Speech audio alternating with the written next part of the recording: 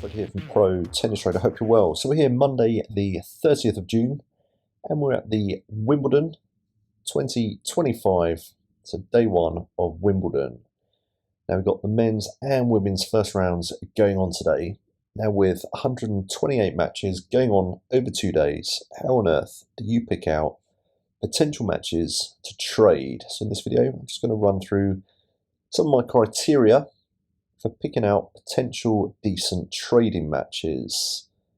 So there is obviously a huge amount of tennis going on each day in these first rounds, and first rounds are notorious for some upsets. But the key criteria first off to look for is you want to be looking for matches that are quite evenly priced. So just having a look here, I mean, Tavo Reedy, I'll have a look at that in a moment. It looks on the face of it quite evenly priced, so would that be a decent trading match? I'll come back to that. Norrie versus Bautista are good. Very close in terms of pricing. Now the thresholds I'd kind of look for my sort of strategy one hands-on approach would be where the favourites priced between 1.6 upwards. Anything below 1.6, I'd be looking at potential drifting favourites. So let's just go back to that Tarvet Reedy. Now, on the face of it, you might think, okay, this could be a decent trading match. However, that brings me on to my next set of criteria, is the ranking of these players. So even though they're quite closely ranked, these are both qualifiers. So Tarvet, 733, Reedy at 503. Now, ideally, I do like to trade players that are ranked under 50, and a lot of the time that is very selective, ideally really under 100. So let's take a look at Trundlo versus Borges. Okay, that's 150, so that would be drifting into the drifting favourite zone, but two players well under 50. So that brings me on to the drifting favourites. So tomorrow we have Djokovic priced, I think he's very low, isn't he? 1.01. Okay, so normally with drifting favourites, I would look between sort of under 1.50 to sort of the 1.25 range. Now Djokovic is an exception, as for one reason or another, he does tend to drop these first sets, particularly in first rounds. It's almost sometimes like he does it on purpose. I'm sure he doesn't. But it's worth having a look at just to get a bit of better value. Now, I don't expect, even if he does drop this first set, you're probably not going to see great price in there, but you will get better value than the 1.01 mark. So Djokovic is always worth having, keeping an eye on. So yeah, players ranked under 50, ideally, but of course up to 100. Now, when you are picking out a potential trading match, so let's just say, the Trundlo Borges match. The other thing you want to be looking at is just having a scan over their last 5 matches. So what's their current form? What's their serving like, but also paying attention to what players they have actually been winning and losing against. So let's have a look at Trundlo Mikkelsen. So this was in Halle back on the 17th of June.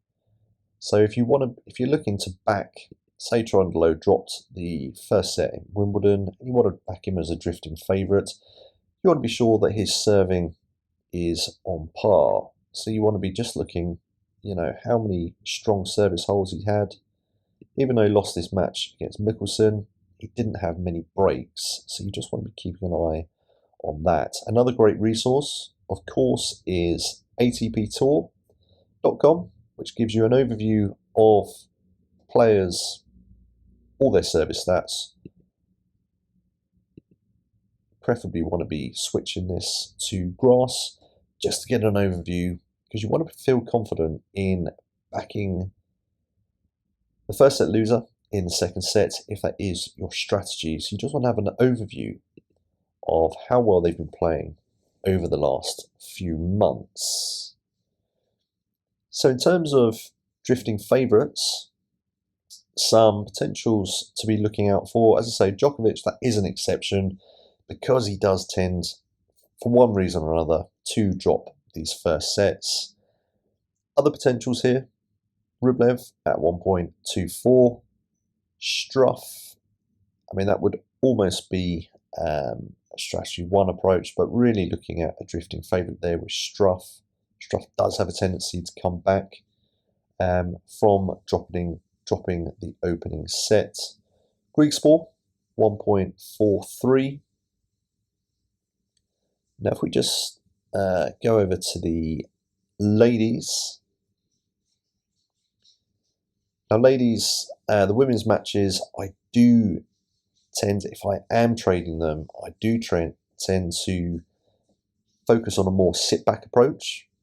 Now one that really jumped out at me today was the Badosa versus Bolter. Now Badosa is the favourite here, priced at 1.53, and of course she is the WTA world number one versus Bolter at 43. But this is another thing you want to be looking at in these first rounds. Players that have been struggling with some injuries. This could be an upset here, or at the very least, she may struggle in this first set with the potential to come back in the second set. So I would really keep an eye on Badosa there. Other potential drifting favourites in the ladies, and of course you are going to get bigger swings in the ladies because of course it's over 3 sets. Ons Jabeur, she's another one that does often drop the first set and come back. Haddad Meyer, I watched her in Hamburg against Paolini. Again, another one to look out for drifting favourites, and these are more sit-back approaches in the women's compared to the men's, which are much more hands-on approaches. So lots of potentials here for drifting favourites. And Vondrousova, who actually I have pretty high hopes for. She is one of my selections for trading in my pre-tournament strategy. And she's priced at 1.45 here, but still has the potential to go into drifting favourites territory. So, to recap, so ideally, you're looking for closely matched players. You want to be ideally trading players under 100, in an ideal world, both players being under 50. You want players with strong service holds if you're looking to back them in the second set. And you can find all of their service stats at atptour.com. You can change all the parameters to get an overview. And of course, using flash scores to scan over their last 5 matches, just gauging how good their service holds are, how many breaks they're getting over their last kind of 4 or 5 matches, and of course focusing on the surface of grass. If you found this video useful, please do subscribe to my YouTube channel, Pro Tennis Trader, where you'll find loads more of the same, loads of trading strategies, in-play analysis, and lots more. And if you would like to become a pro tennis trader, you can start your tennis trading journey at protennistrader.teachable.com, where you can enroll in my free video course, a free introduction into tennis trading. You can also pick up the free ebook, Tennis Trading, the Ultimate Guide to Getting Started. I'll see you soon.